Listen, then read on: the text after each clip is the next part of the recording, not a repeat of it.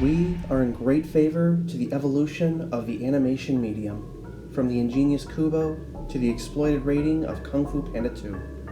Three-dimensional animation first empowered our screens 38 years ago with Tron, setting a standard of CGI as priority over After Effects.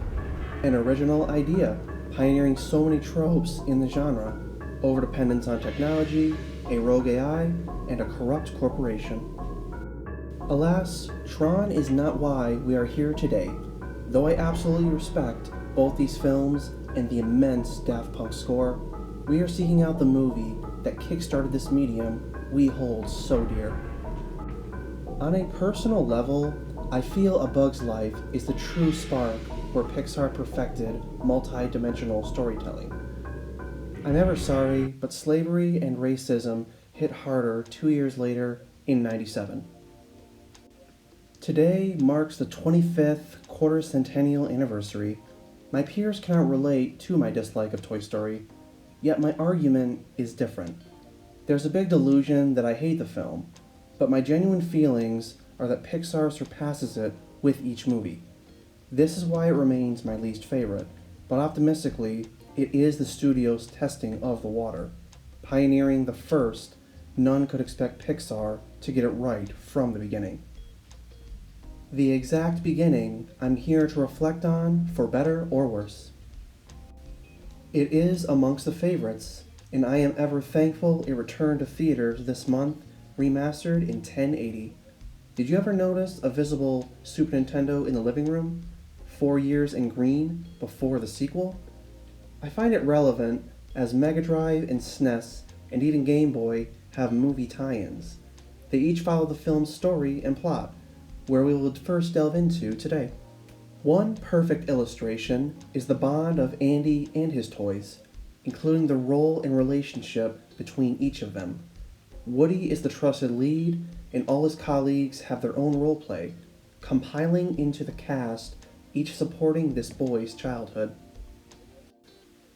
A particular scene I've always loved is the reconnaissance of the Armormen, as it delivers how the toys maintain their anonymity, or should I say, their inanimation.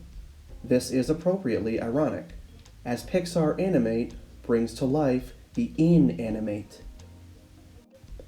All truly spices up when the new toy is introduced, Buzz Lightyear, whom brings the first conflict to Woody and the story, whose ego manifests when Buzz becomes Andy's favorite toy, illustrating a loss of control and prominence.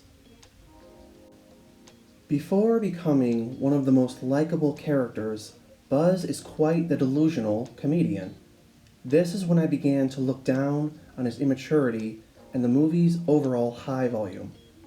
Does this not play into the prioritized innocence? Could it be the reason it's the loudest of the series? I do not believe Toy Story began the loud, obnoxious, kid-friendly flick, but it has a prevalent tone that eventually transcended the studio. It is to be expected from many years without viewing that I picked up more upon rewatching, allowing me to accept its flaws while giving greater emphasis on its strengths. When thinking about point of views, each Toy Story film forces the mind to recall the perception and scale from the cast of toys. It is mostly animated at their eye level, similar to how E.T. is strictly shot at a kid's point of view. Even many adult faces are obstructed, comparable to Charlie Brown. Though, this new viewing permeates a story element bathed in a whole new light, one that took so long to dissect. Woody forces Buzz out the window. The both of them become lost. This is important on the cause the two begin to learn about each other, but also themselves. But the enemies turn friends also cause an even stronger effect. As I benefited from a yearly amount of absence, Woody and Buzz being lost put Andy into a sense of longing, where he misses Woody just as much. This is so powerful. He's longing for the two toys equally, without favoritism. They left as enemies, and return as friends. The entirety of Toy Story is about a boy longing for the two rivaling toys who kindled a friendship, experiencing growth equally entwining. Now, I have a whole new layer of respect for Pixar, their opening debut, and the perfectly casted voice actors. Today marks 25 years of Pixar's ever-extending roster. While leading the industry, never abandoned the humble roots that set this animation path. To the legacy that is Pixar Animation Studios, this video is to your dedication.